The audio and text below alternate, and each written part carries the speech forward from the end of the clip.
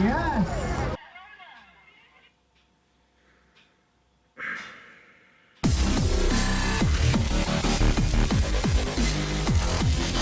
What's up, Beard Army? Welcome back. Hope you're all doing well. I had a very agreeable time while I was in Los Angeles. Filmed some great stuff while I was out there. Some stuff I'm really proud of. So I really hope you enjoyed that little mini-series. But now, as you can probably tell, I'm back home in Britain enjoying unpredictable weather, bland food, and worst of all, Brexit. Still with the Brexit. And at the wheel of this unstoppable catastrophe-mobile is the clown prince, harbinger of economic disaster himself, Boris Johnson. Bojo, basically the British version of Donald Trump. So today I thought it'd be a laugh to eat this lunatic's entire daily diet in one sitting. And we all know Boris loves his grub, so without further ado, this is BeardMeatsFood, and I actually feel dirty all over doing this. Oh, and for the people that are interested, calorie count.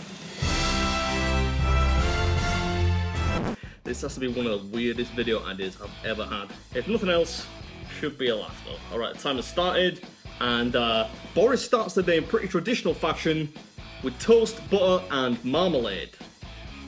Had to go with the smart price marmalade, never know what's gonna happen post-Brexit. What's up, Beard Army? Welcome back, and today I'm back at the dining table with another pretty daft daily diet challenge. Boris is also a huge coffee drinker, and he starts the day with a latte. Otherwise known as pretty much just a milky coffee, really. But I should probably explain to the international viewers who Boris Johnson is. If you're not up with current affairs, you might not know. But he is the Prime Minister of Great Britain, kind of famous for being a buffoon, a bit like Donald Trump, only with a better vocabulary. Alright, now part one of breakfast is done. This is where it starts to go a bit awry with cold spaghetti. I think most people would agree that Boris Johnson perhaps isn't all there. But this is Charles Manson. Who would eat cold spaghetti for breakfast? Ugh. So apparently the reason that Boris eats cold spaghetti for breakfast is that he just picks up what his kids left off the previous night. And apparently they really love spaghetti.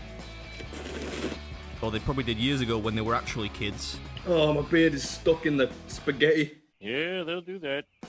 Yeah, spaghetti is one of those high-risk foods as a beard wearer. Yeah, the article I read this from, it's a little old, so I'm not sure how accurate it is now. I still thought it'd be fun to do. I'm definitely gonna have to time-lapse that part. That was disgusting. Fortunately, I got this little gift from my mate Badlands Chugs. Towel. Just say towel. Food rag thing. Clearly forgot on this occasion that the word towel exists. That should come in very handy. If you don't subscribe to Badlands channel, you probably do because it's massive. But if you don't, I'll link it below. Go tell him Beard sent you. Anyway, next, we're still at breakfast. Boris goes with a slice of cake. Not difficult to see how he maintains his rather rotund physique. Oh. Yeah, don't get me wrong, I love cake as much as the next person, but it would not form part of a daily diet for me. Apparently they're big on it in the Johnson household though. Now the article doesn't say which cake he usually goes for. He does say he has a bit of a thing for Betty Crocker. But I just picked the most delicious looking cake I could find, and that was very delicious. Indeed, it was delicious. Very soft, light, moist in the middle, and the buttercream was not overdone. Very nice and silky. Not sure that cake for breakfast is gonna catch on though. Right, next it's a mid-morning snack, which Boris says keeps the wolf from the door. Something I'm sure we'll all be a little bit more worried about once Brexit finally happens. So Boris goes with croissants. Yes, that's still how you say it. I'm not gonna change the way I say it. Doesn't matter how many comments I get down there. Croissant. Going in on that croissant bareback. No condiments, no butter, nothing. It's about this time that Boris gets onto his second latte of the day, which is quite handy for me because I'm thirsty. Gotta say, I'm pretty surprised as a politician he only has 2 coffees a day. Those are rookie numbers. Alright, croissants, or croissants, done, and the next thing Boris has is chocolate. Now the article I read doesn't specify which chocolate, but I know Boris loves a good old Mars bar, right? Because he keeps cracking this joke where he says, I guarantee Britain will still have Mars bars after Brexit because we'll still have milk solids, otherwise known as whey. He then goes on with the punchline, where there's a will, there's a way. Where there's a will, there's a way, my friends. You can see that one. You can see that. W-H-E-Y. I'd like to say it's a terrible joke, but I've told much worse on my channel. Yeah, you know what they say. People in glass houses and all that. These are gloopy. Also, I remember Mars bars being much bigger than this. I don't know if that's just me. Can't blame that on EU bureaucracy. I always kind of thought of Mars bars as like a really naff version of a double-decker. I don't know if that's just me. Alright, 18 minutes in. Thank God. Moving on to lunch now, which is bangers and mash. Classic British dish. Oops. It does need a little bit more gravy though. Cold gravy at this point.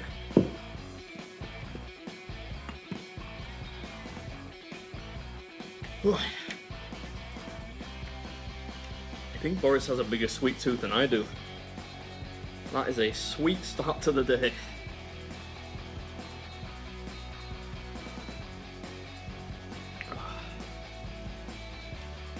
I used to love bangers and mash when I was a kid. Even cold, this tastes good. Ain't that the truth? Bangers and mash, sausage and mash, with a bit of gravy, whatever you want to call it, is one of the jewels in the crown of British cuisine. And there aren't many fish and chips you could argue, but this is one of my favourites. Well, even though it was cold, it was very delicious. Filling though. I think I kind of get now why my mum used to always make sausage and mash when we were kids. Keep us quiet.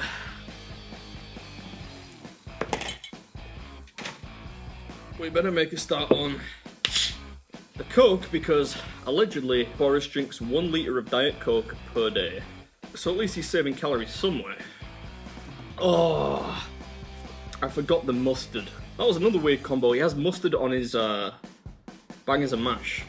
Sadly, I'll never get to try it now, but I got French mustard because I prefer French mustard to English mustard, but then I thought this is kind of a Brexit themed challenge, so out goes the French mustard, and in comes the disgusting Coleman's English mustard.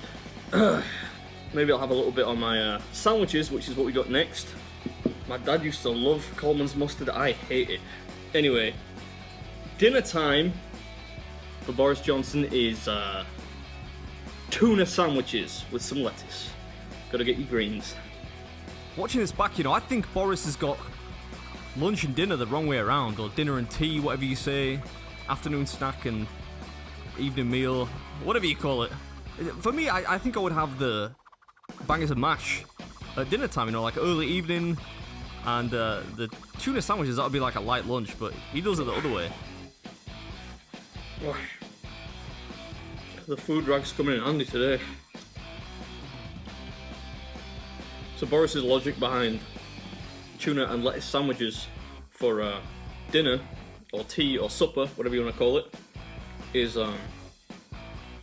you don't need tons of food at night time.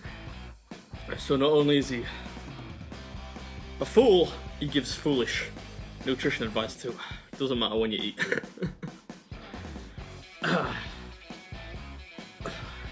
Yep, indeed, meal timing is irrelevant.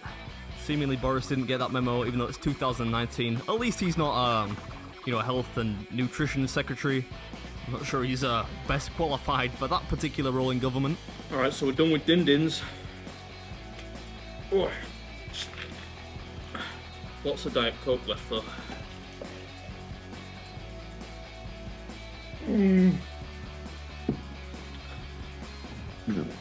Wash it all down. I've got to say, when I read the article and I dreamt this video up, it didn't seem like that much food. But I think because there's so much kind of variety, it goes from sweet to savoury to sweet. It just doesn't sit right. I can't get over cold spaghetti for breakfast. They say breakfast is the most important meal of the day, which is a complete fallacy, but if you believe that, you really wouldn't eat spaghetti, let alone cold spaghetti. Can't really give him too much of a hard time for the whole cold spaghetti thing though, given that every meal I eat at this table is usually cold.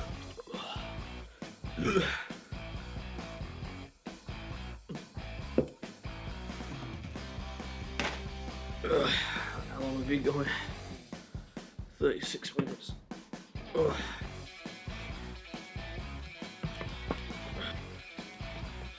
This is actually 1.25 litres. Still a lot to drink. Can't bring myself to eat the mustard. I mean, I wasn't planning on eating the whole jar, but I just can't eat any of it. It's a condiment anyway. Oh, I forgot the wine. Apparently he sips at a glass of some kind of wine at night time.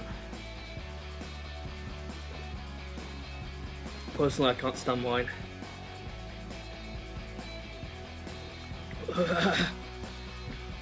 That's making me feel sick already. I really don't understand why people like wine so much. It's awful. It just tastes like fruity vinegar. Yeah, I'm pretty sure I've said that before at some point. Technically the food is done now, by the way. He only has one slice of cake in a day, and actually that's like 4 slices, according to the serving suggestions. Oh, this is not sitting well at all. Yes, according to the serving suggestions, that's like 4 slices of cake. He has that for breakfast. I already ate one of those, but it looked like such nice cake, I thought I'd just put a second piece on there in case I have room for dessert afterwards. But I don't think I'm gonna. Yeah, you can say that again. Nothing puts me off eating food like drinking alcohol. I don't know what it is.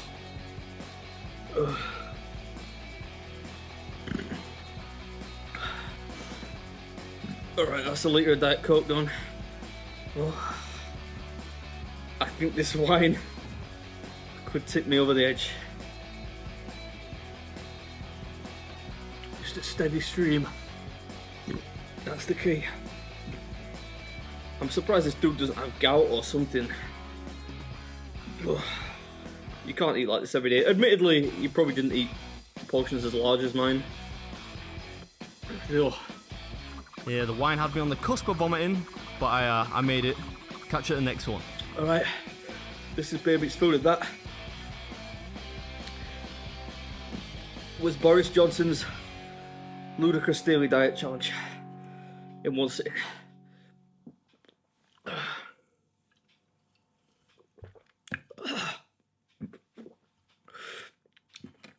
Catch you next time.